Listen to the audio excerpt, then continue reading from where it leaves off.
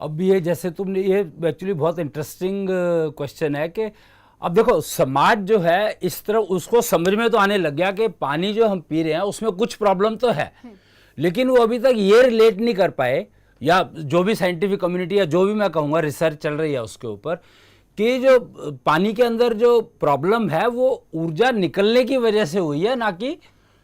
कुछ और कारण है उसका। तो उसकी रिकवरी जब तक हमें यही नहीं पता कि क्या चीज़ निकली है उसमें से, और उसको हम रिकवर कराने के लिए हमने बहुत सारे फिल्टर सिस्टम बनाने शुरू कर दिए। कि हमने सोचा कि इसके अंदर ये पार्टिकल है तो इसको फिल्टर कर दें, ये पार्टिकल है तो ये फिल्टर करने के लिए ये वाला सिस्टम सूट करेगा, ये वाला सूट करेगा। लेकिन हमारे को फिल्ट्रेशन एक प्रोसेस है जिससे हम लोग पार्टिकल्स को निकालते हैं, लेकिन उसमें से ऊर्जा जो निकली है उसको रिकवर कराना अगर जरूरी है तो रिकवर तो वो करवानी है, उसको रिकवर कराने के लिए हमारे पास कोई सिस्टम है ही नहीं। तो अगर हम उस रिकवरी के ऊपर थोड़ा सा ध्यान दें और रिसर्च करें, निष्ठा योग की टीम ने वो रिसर्च की हुई है, मतलब निष्ठा योग बनाई इसी पर्पस, वही बेसिकली अगेन मेरा जो शब्द निष्ठा पर आ जाता है, तो निष्ठा पानी के ऊपर हमारी निष्ठा है ही नहीं। तो पानी के ऊपर जब निष्ठा हमने डेवलप करने की कोशिश की तो पता लगा कि वो जो ऊर्जा है उसको रिप्लेनिश कराने के लिए अगर हम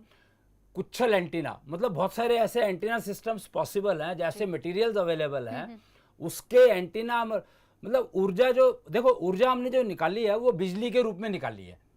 सब जानते हैं हाइडल पावर प्लांट का मतलब यही है कि वो पानी में से जो एनर्जी निकाल करके इलेक्ट्रिसिटी जनरेट करता है जो हमारे घरों में लाइट वगैरह देती है। तो उस एनर्जी को रिप्लेनिश कराना है हमें। अब नेचर ने इतना बढ़िया सिस्टम दिया है रिप्लेनिशमेंट का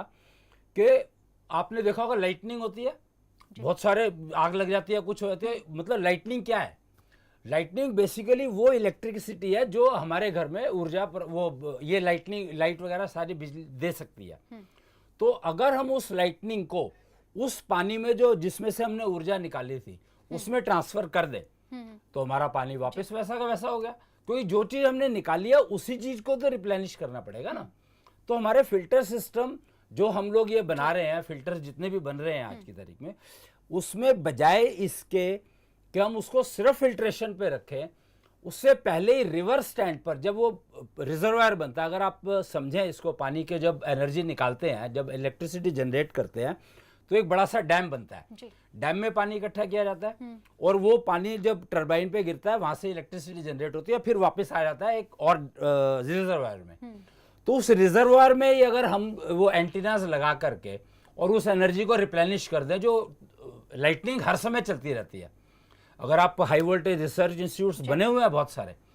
पर वो हाई वोल्टेज इंस्टीट्यूट्स जो है वो कोशिश कर रहे हैं कि उसी से इलेक्ट्रिसिटी जनरेट कर ले, रिसर्च उस पर चल रही है, पर वो बड़ा मुश्किल काम है। लेकिन पानी की एनर्जी रिप्लेनिश कराना बहुत आसान काम है। तो हमारी जो साइंटिफिक कम्युनिटी है उसको इस बात पर ध्यान देना शुरू करना चाहिए। मैं आज उनको निष्ठा योग के माध्यम से और आपके चैनल के माध्यम से ये डायरेक्शन दे रहा हूं उनको। आज से 2006 15 जुलाई 2006 को जब इस निष्ठा योग के पहले टेक्नोलॉजी का उद्घाटन हुआ था डॉक्टर जम्बेश्वर यूनिवर्सिटी हिसार में, किसान धाम में उनका उद्घाटन हुआ था, तो वहां पर बताया गया था कि साइंटिफिक कम्युनिटी को एक नई दिशा दिखाने की प्रक्रिया आज से शुरू हुई है। लेकिन शायद वो मैसेज अभी तक भी साइंटिफिक कम्युनिटी में पहुंचा नहीं है, या पहुंचा हो तो उनको कितना समझ में आया मुझे पता नहीं है।